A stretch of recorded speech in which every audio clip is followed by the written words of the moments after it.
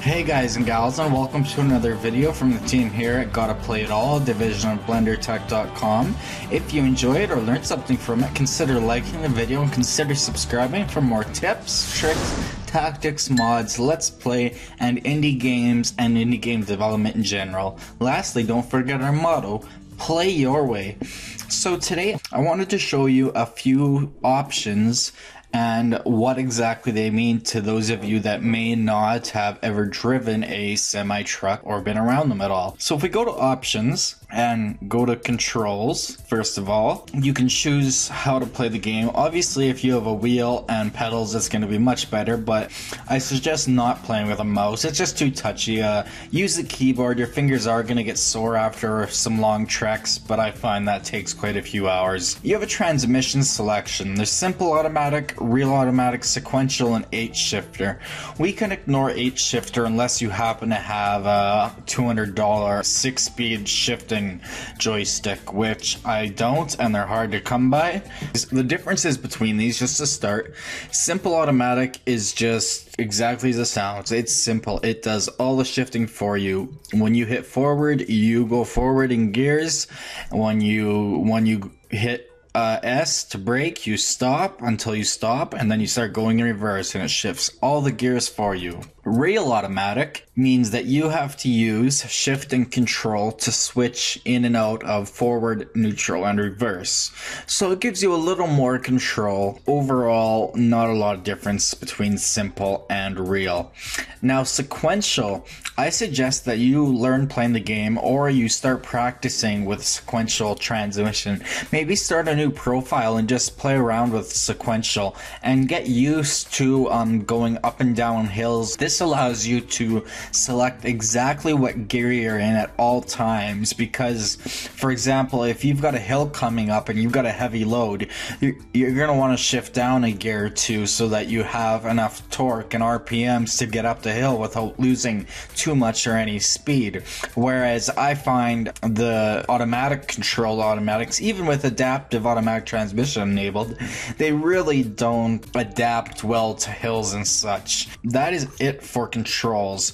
If we go to gameplay, there's quite a few things I want to explain here. Fatigue simulation, I don't play with it just because it makes it a little too realistic. In real life, depending on what continent and country you're in Canada and US, for example, I think you're allowed a maximum of 12 hours on the road, and then you have to take 8 hours off or something like that. And so this simulates that, and I find it's just added it's just added stuff that I don't enjoy. But if you're a simulator freak and you like realism, then definitely enable it. Trailer stability. This is very important. And apparently we are crashed is where my save was at, so I am gonna get roadside assistant. By default, the game has it pretty low, which is quite realistic again if you're a simulator fan.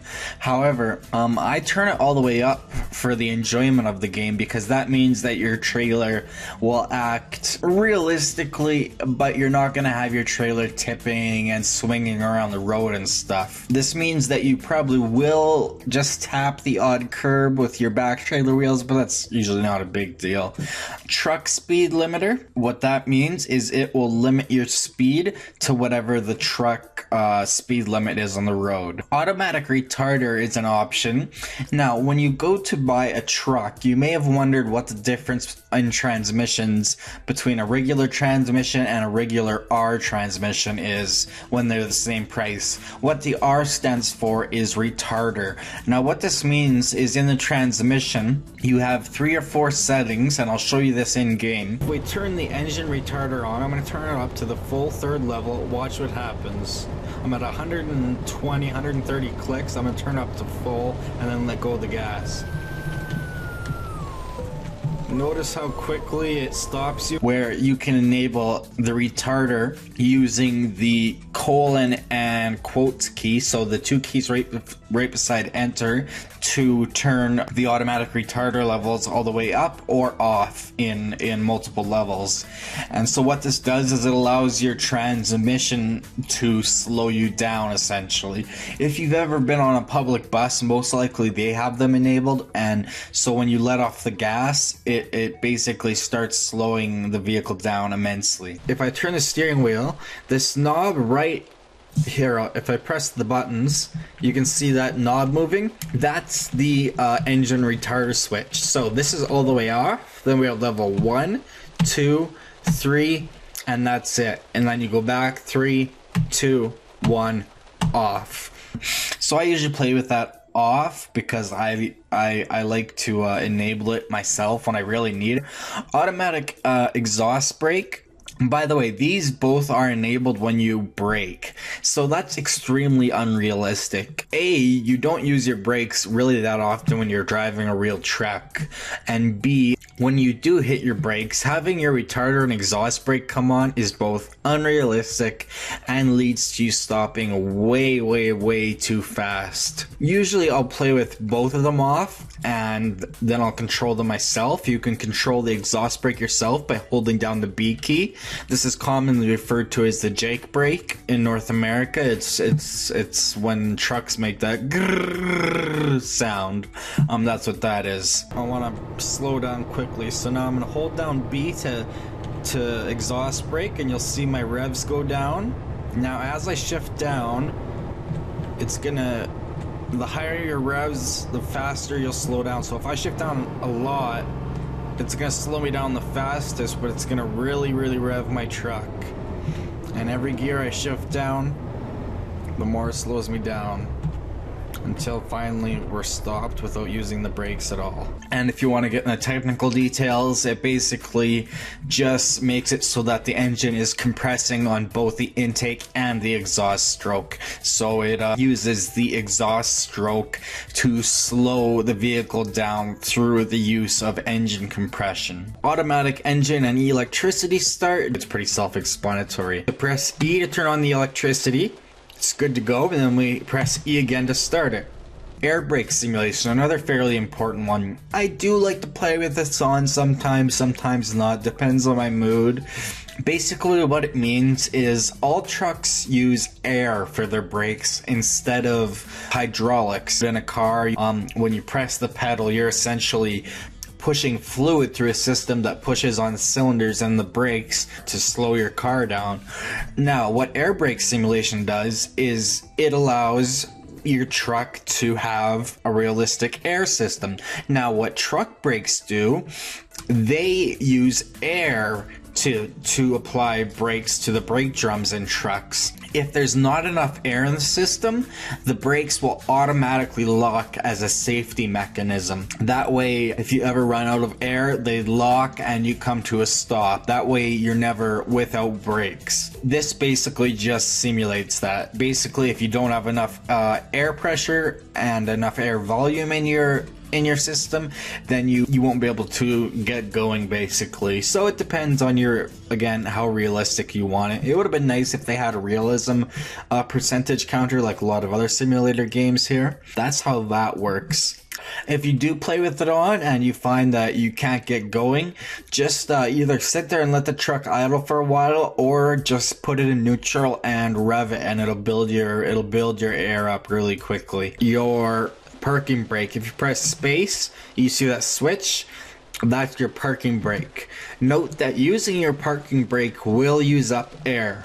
Pressing I changes all the modes you can see on your dash that your truck supports.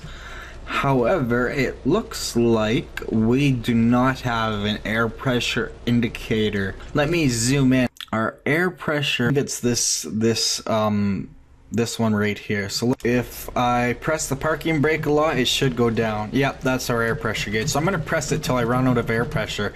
Notice we get a warning light there. You see that red light come up right beside it? So now if I try to put it in first gear and go, okay, well, apparently it'll let me go. So I'm gonna keep using up air pressure till it won't let me. See, it says low air pressure in the brake system. Please wait with the engine running until air pressure in the system rises. I just have to repair my truck quickly. So yeah, like I said, what you can do is you can sit with it running and it'll slowly build up, or you can just rev the heck out of it and let it build up. So I'm gonna let it build up till the light goes off, and then we can get going. So it looks like we have enough air pressure now. So let's check out our surroundings.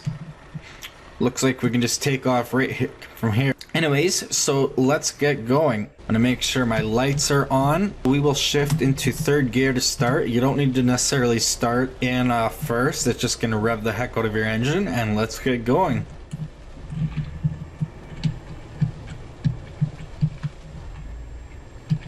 Checking my trailer and my mirror, of course, to make sure it's not gonna hit anything.